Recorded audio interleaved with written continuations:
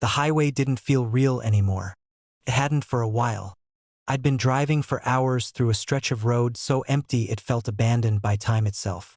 No exits, no towns, no oncoming traffic. Just a narrow ribbon of asphalt cutting through forests that swallowed light and sound alike. I couldn't remember the last mile marker I'd passed. The dashboard clock read 2:17 a.m. It had read 2:17 for at least 20 minutes.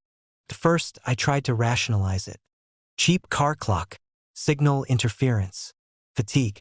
But the deeper I went, the heavier everything became. The air inside the car felt thick, stale, like I was breathing something recycled too many times. Even with the vents blasting cold, sweat crawled down my spine. Every reflective post along the shoulder flashed by like a watching eye. I kept checking my mirrors. Nothing behind me, nothing beside me, but the feeling wouldn't leave. It started as a vague awareness, like someone standing just outside your peripheral vision. Then it sharpened into certainty. Something was tracking my movement through the trees, pacing me just beyond the reach of my headlights. I turned the radio on. Static. I twisted the knob slowly, carefully, searching for any human voice.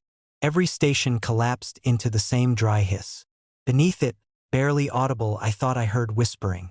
I shut it off. The silence rushed in so suddenly it made my ears ring. My GPS screen flickered. The route was still highlighted, but the map no longer showed landmarks. No rivers, no side roads, just a single white line floating in black space. My ETA blinked between random times, jumping backward and forward like it couldn't decide when I was supposed to arrive. I swallowed hard and tightened my grip on the wheel. That's when I saw movement ahead. Something pale near the shoulder. I slowed instinctively, leaning forward in my seat. My headlights dragged detail out of the darkness inch by inch, revealing a human figure standing just beyond the fog line. They weren't facing me. They stood crookedly, weight shifted onto one leg, arms hanging loose at their sides. Their silhouette looked wrong, as if parts of them weren't aligned properly. I told myself it was a stranded driver, a hiker, anyone. Then they turned. Their face caught the edge of my headlights, and my stomach dropped. Their skin looked stretched, pulled tight over bone in some places and sagging in others. Their eyes reflected back at me like an animal's, glowing faintly. Their mouth hung open slightly, lips trembling. They lifted both arms. They began to wave. I didn't notice the figure on the shoulder until it waved at me with both arms, one of them clearly broken. The damaged arm bent backward at the elbow, dangling loosely, swaying with each wave like it was barely attached. The other arm moved in slow, deliberate arcs, as if signaling me to stop. Every nerve in my body screamed. I accelerated. I drove past without slowing, pulse pounding so hard my vision tunneled. As I passed, their heads snapped to follow me with a sharp, mechanical movement. Their jaw opened wider than it should have. I saw rows of teeth. In my rearview mirror, they stood perfectly still, arms lowering, watching me retreat into the darkness. My hands were shaking. I kept telling myself I'd imagine the details. That exhaustion was filling in gaps with nightmares. But the feeling of being watched intensified, pressing in on me from every direction. My phone lit up in the cup holder.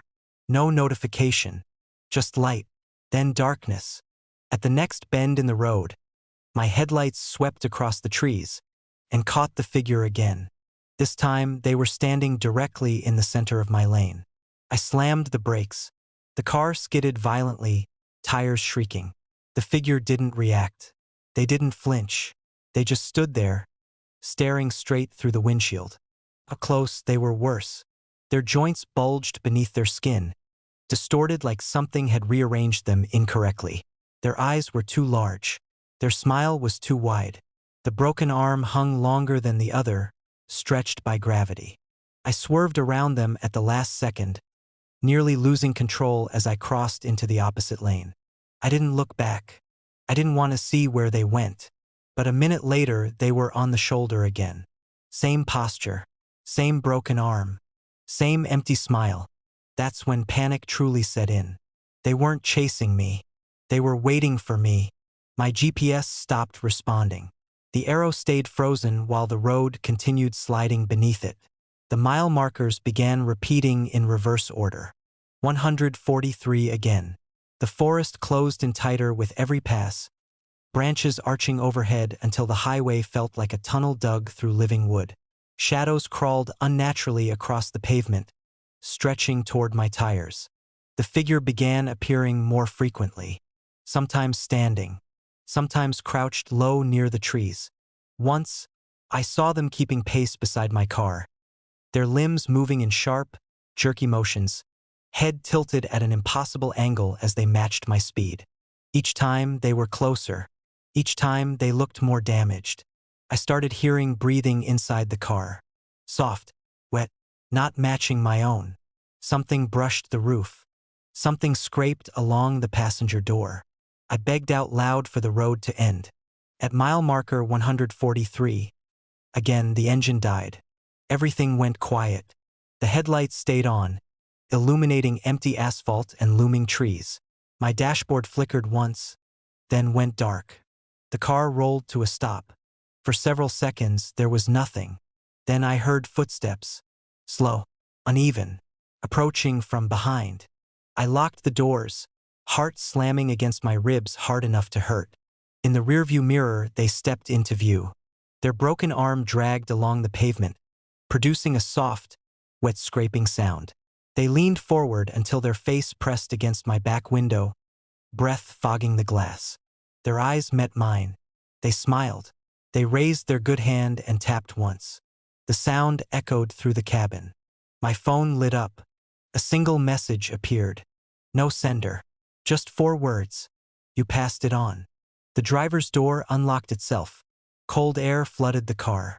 Hands wrapped around my wrist. Too many fingers. Too many joints. They bent my arm backward with gentle, practiced pressure while the figure leaned close enough that I could smell damp earth on their breath. They whispered something I couldn't understand. When I screamed, the forest screamed back. The last thing I saw before everything went black was my reflection in the side mirror, standing on the shoulder, waving, with both arms. The exit that isn't there. The GPS keeps insisting I take an exit that doesn't exist on the map. At first, I assume it's a glitch. That's what these things do. They mislabel roads, reroute you through neighborhoods that were demolished years ago, insist you make impossible turns because traffic data updated too late. I've learned to treat the voice with polite skepticism. It's a suggestion, not a command. Still, when it says it the first time, I glance down at the screen. Take exit 117 in 1 mile. The display shows nothing but a straight ribbon of highway, pale gray against a black void. No branching lines, no numbered markers, just forward. I keep driving. The road hums beneath my tires, a steady vibration that seeps up through the steering wheel and into my wrists. Wind whispers around the mirrors. Somewhere deep in the dashboard, something ticks as the engine cools between accelerations. Outside, the world has narrowed to whatever my headlights can touch. Everything else is swallowed by darkness. The highway is empty. No oncoming traffic. No taillights ahead. Even the reflectors along the guardrail feel spaced farther apart than they should be, blinking past in lonely orange intervals. The sky is moonless, a flat, featureless black that presses against the windshield. I tell myself this is normal. It's late. Rural stretch. People sleep. The GPS speaks again. Take exit 117 in half a mile. Its voice is calm, professionally neutral, the same synthetic cadence it's always had. But there's a faint distortion under it now, a subtle warble, like audio compressed one too many times. I glance at the roadside. There's no sign, no indication of an upcoming interchange. Just trees packed tight beyond the guardrail, their branches knitting together overhead, forming a tunnel of shadow. I pass a mile marker. The reflective numbers flash and vanish. So there should be something soon. I ease off the accelerator. The road feels different beneath me, less smooth. The vibration through the steering wheel grows uneven, pulsing in shallow waves. My headlights catch a shimmer in the asphalt ahead, as if heat were rising from it, though the night is cold. The GPS clears its throat.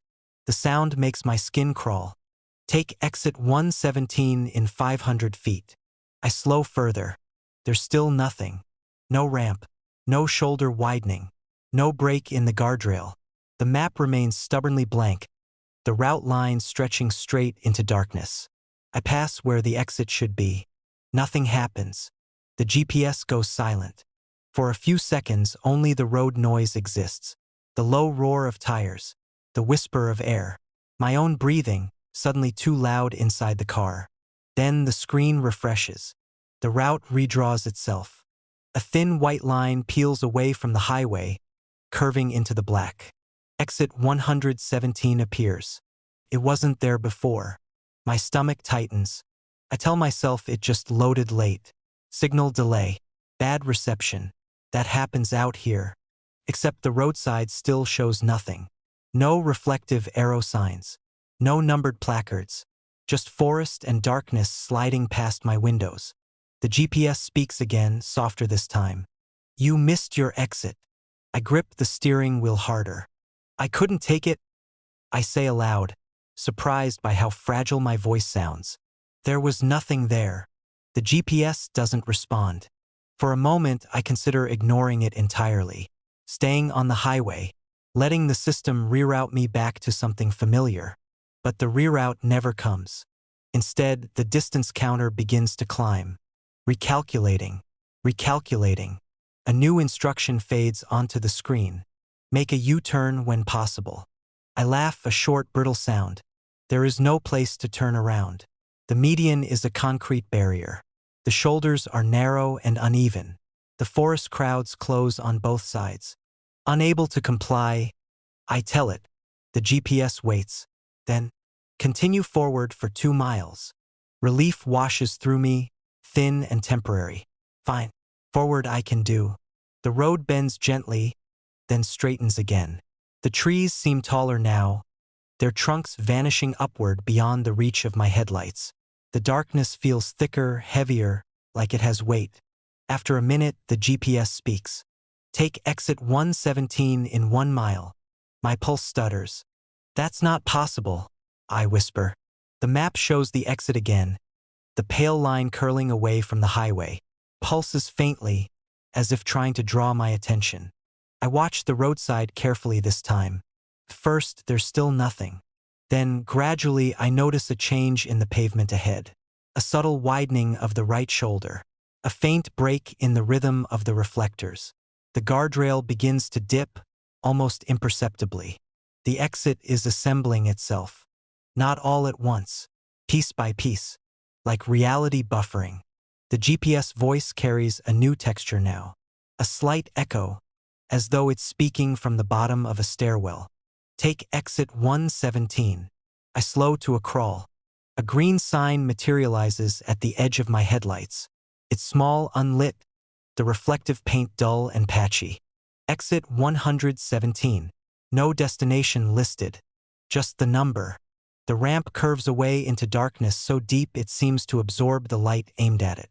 The asphalt there is darker than the highway, matte instead of glossy, like it hasn't been driven on in a long time. My hands sweat against the steering wheel. Every instinct tells me not to turn. I drive past. The moment I do, the temperature inside the car drops. My breath fogs faintly in front of my face. The radio crackles with a burst of static, though it's been off the entire drive. The GPS doesn't reprimand me this time. It waits. The road ahead stretches on, empty and silent. The exit vanishes behind me, swallowed by shadow. Then the GPS speaks my name. Not the clipped, approximate version it usually uses. My actual name. Please, it says. The word arrives distorted, layered over itself, like multiple recordings playing slightly out of sync. My throat tightens. I don't want to, I say. The screen flickers. For a moment, the map dissolves into visual noise. Then it reforms. Exit 117 is back. Closer now. The distance counter ticks down faster than it should. The trees lean inward. Their branches knit together overhead, turning the sky into a narrow black ribbon.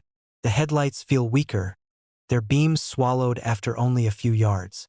The GPS begins offering guidance continuously. Prepare to exit. Stay right. Slow down. Each instruction overlaps the last. The voice stretches, compresses, warps. Underneath it, there's another sound, low and rhythmic, like something breathing through a wall. I press harder on the accelerator. The speedometer climbs, but the scenery doesn't change. The reflectors pass at the same lazy pace. The mile marker I just passed slides by again. My stomach drops. The exit sign appears ahead, already waiting. This time, the ramp is wider. The guardrail is fully open. The pavement beyond looks wet, though it hasn't rained. The GPS is almost whispering now. "You're very tired," it says. "You should rest." The ramp stretches away into a darkness that feels deliberate. I drive past it. The highway shudders. Not violently, subtly, like something massive shifting beneath it. The steering wheel tugs to the right. I fight it. The GPS voice fractures into overlapping echoes. "Take the exit. Take the exit. Take the exit." The words stack, distort, smear together. My dashboard lights flicker. The headlights dim, then surge. The air inside the car smells faintly metallic. I shout, but my voice disappears into the sound of the road. Exit 117 blooms into existence directly in front of me. There is no gradual appearance this time. No buffering. It is simply there. The ramp yawns open like a missing piece of the world. The GPS goes silent. The car begins to drift right. I don't remember letting go of the wheel.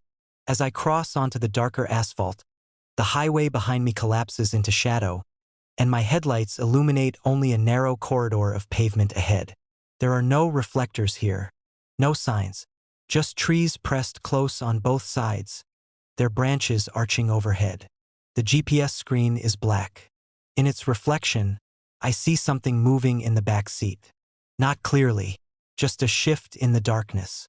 And then the road bends sharply downward, vanishing into a place my headlights can't reach, and I finally understand that the exit was never meant to take me somewhere. It was meant to take me away.